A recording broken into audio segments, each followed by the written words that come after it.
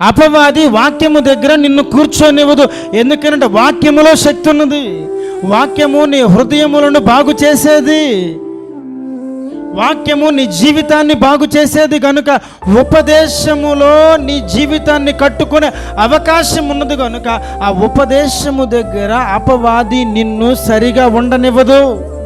10 నిమిషాలు వాక్యం చదివితే చాలా గొప్పగా ఫీల్ అయిపోతూ ఉంటాం. పాటలు పాడమను గంటైన పాడతాం కదా. వాక్యము దగ్గరకు వచ్చేపటికి 10 నిమిషాలు వాక్యం చదవరా అంటే ఎక్కడ లేని బాధ వచ్చేస్తుంది. నీ హృదయంలో ఉండవలసింది ఉపదేశం. హల్లెలూయా. నీ హృదయంలో ఉండవలసిన దేవుని యొక్క వాక్యం. దేవుని వాక్యమునకు స్థానము లేకుండా, నేనంటాను, దేవుని వాక్యము లేని హృదయము ఎండిపోయినటువంటి ఒక భూమి లాంటిది. అపవాది ఇంకా మన మీద ఎందుకు అధికారం కలిగి ఉన్నదో తెలుసా? నీ హృదయంలో వాక్యం లేదు కనుక.